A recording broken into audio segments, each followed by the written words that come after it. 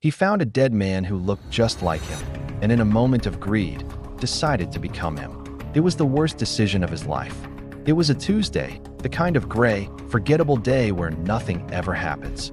For Mark, that was about to change. He was cutting through a deserted alley on his way home from a job he hated when he saw him.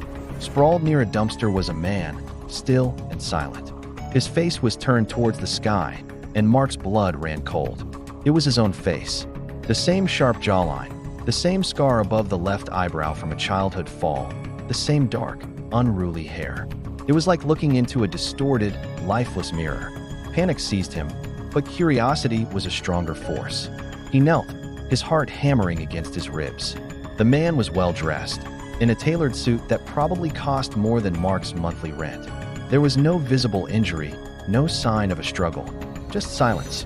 Mark's eyes fell on a thick leather wallet peeking from the man's inside pocket. His hand trembled as he reached for it. Inside, a stack of $100 bills, at least a few $1,000s, sat nestled next to a driver's license. The name was different, Julian Croft, but the face was identical. And tucked behind the license was a small, folded piece of paper. On it, a single address and a time, 8 p.m. tonight. Mark's mind raced.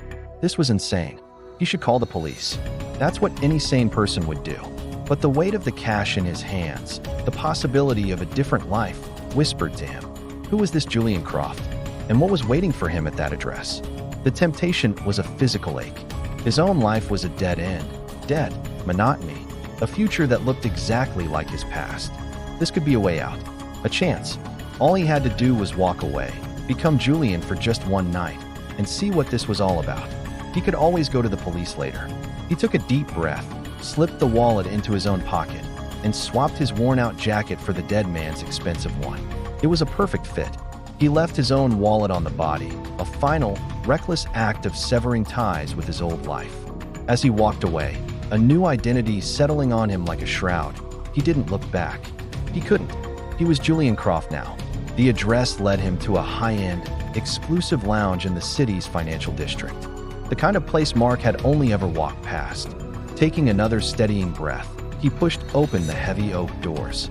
The interior was all dark wood, dim lighting, and the low hum of quiet, important conversations. A man in a sharp suit met him at the door.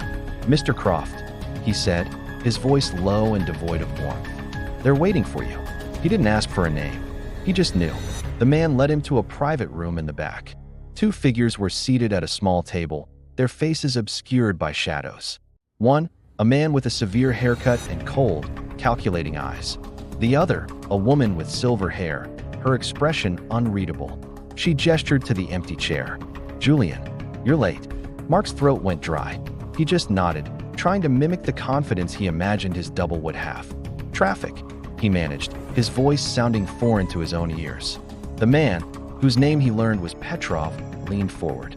"Did you retrieve the package?" "Package?" Mark's mind blanked. There was no package, just the money and the note. He had to improvise. "There was a complication," he said, trying to sound vague, but in control. "It's being handled." The woman, who introduced herself only as Elena, smiled, but it didn't reach her eyes. "Complications are expensive, Julian. You know Mr. Sterling doesn't like expensive complications, especially when our rivals are so eager to capitalize on them." "Rivals? Mr. Sterling?" The names meant nothing to him, but the way they said them sent a shiver down his spine. These weren't business people. The air in the room was thick with unspoken threats.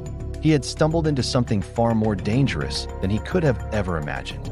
He had thought this was about a reward, a one-time score. He was quickly realizing that Julian Croft was a player in a game with deadly stakes. Petrov slid a small, encrypted phone across the table. "Our friends across town are getting nervous. They believe you have something that belongs to them. They've been watching you." The words hit Mark like a punch. Watching him. He thought back to his journey here. The man reading a newspaper who seemed to be on every street corner. The dark sedan that was always 2 cars behind him in traffic. It wasn't paranoia. He was being followed. These people, and whoever their rivals were, had been tracking Julian. And now, they were tracking him. He spent the next hour trapped in that room, a puppet trying to dance to a song he'd never heard. He nodded, gave vague answers, and tried to piece together the fragments of Julian's life. Julian was a courier, a middleman, entrusted with sensitive information and valuable items. He worked for a man named Sterling, moving between two warring factions who were on the brink of open conflict. And apparently, Julian had decided to play both sides, which is likely what got him killed.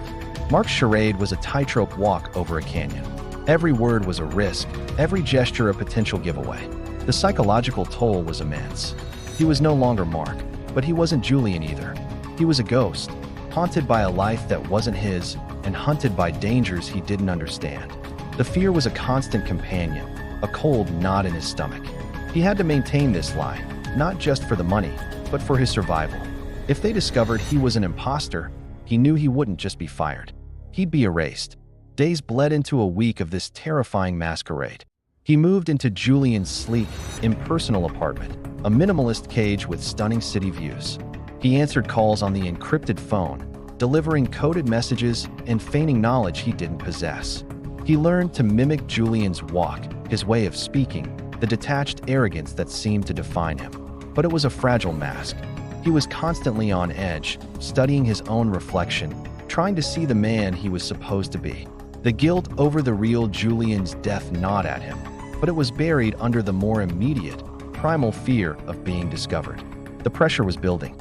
Both factions were demanding the package Julian had supposedly stolen. Petrov's calls became more frequent, his tone more menacing.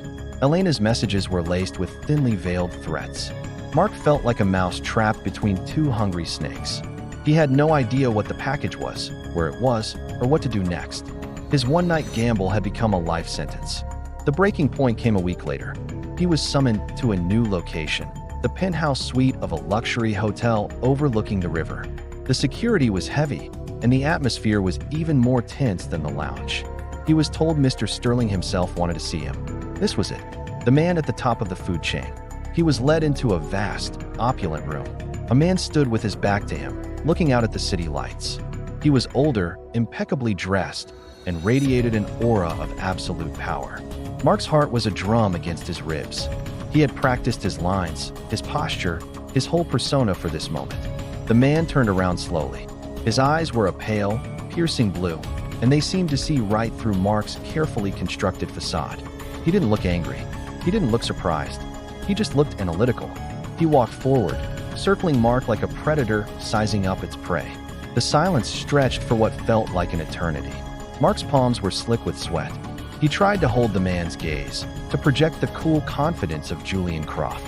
Finally, Mr. Sterling stopped directly in front of him. A faint, knowing smile played on his lips. He tilted his head, his gaze unwavering. And then he spoke, his voice calm, quiet, and utterly devastating. "I know you're not him. If you want to find out what happens to Mark and who Mr. Sterling is, make sure you hit that like button, share this video with a friend, and subscribe to the channel so you don't miss part 2. Thanks for watching.